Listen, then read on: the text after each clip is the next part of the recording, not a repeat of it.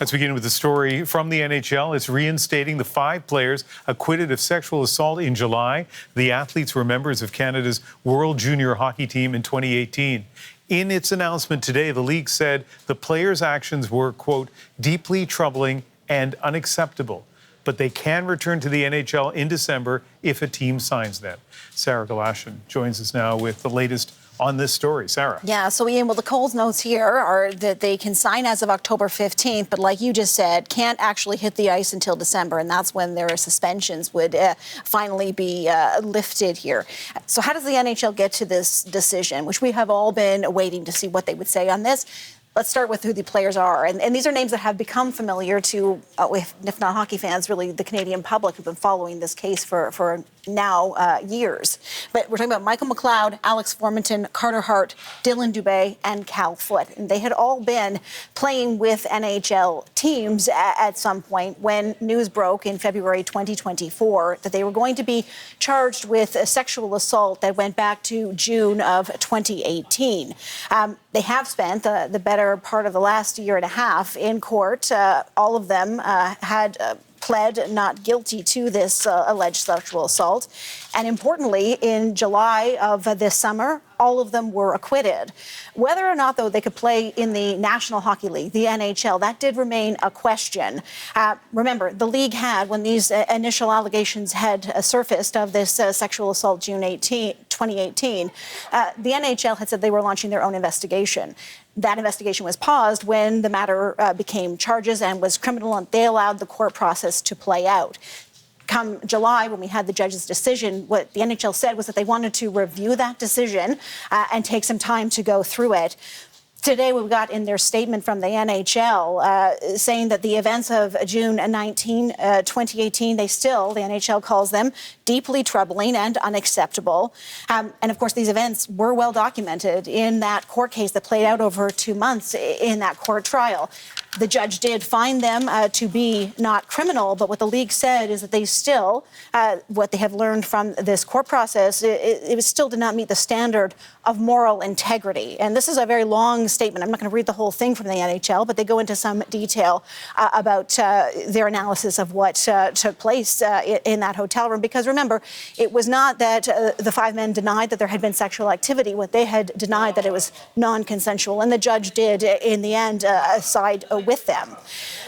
But it has been determined that they are, despite what the NHL might have said in that statement, determined that they are going to be able to, as I say, sign to play with the team as of October. The suspension not ending until early December. That brings it to almost 2 years since these players have actually been on the ice for the NHL. In that time, though, Ian, we know that at least 3 of them have sort of maintained their skills playing with Russia's KHL. So emotions have been so high surrounding this case when there were the allegations throughout the trial, the day of the acquittal. A lot of people were angry with what happened. And what's the reaction been to this announcement that they can return to the NHL? Yeah, I mean, certainly people, whether they are hockey fans or not, have been paying very close attention to this, what was a very high-profile trial, and the allegations of many people are very familiar with. Among those who are reacting, Alison Forsyth, who is now with a group, Safe Sport. She is a former Olympian for the Canada's national ski team. She feels that this was a missed opportunity. You know, in Safe Sport, there's many different avenues to prevent folks from going back into sport that are outside of the criminal system. And if an athlete showed this type of behavior within a civil process in a Safe Sport mechanism, I can almost assure they would not be allowed to go back to participate in sport. So we're only looking at the criminal system, but I think it's sending a message that you can get away with bad things. There is a huge challenge in hockey around sexual violence and consent. And by not having allowed them to play and to take a stand for that, I think that would have been a huge opportunity to shift the culture in one moment in time. And that didn't happen. So it's really disappointing. But the union representing these five players in their statement points out that this was deemed to be not criminal. These men were not found guilty of the crimes they were accused of, and the NHLPA put out a statement, and I want to read that to you, saying that the players cooperated with every investigation upon their full acquittal. It goes on to say that we initiated discussions with the NHL regarding the players' return to work. And then goes on to say, we now consider the matter closed and we look forward to the players' return. Now, that, of course, brings up the question, where might these five players actually be signed to? Because they have been now suspended for the past 2 years.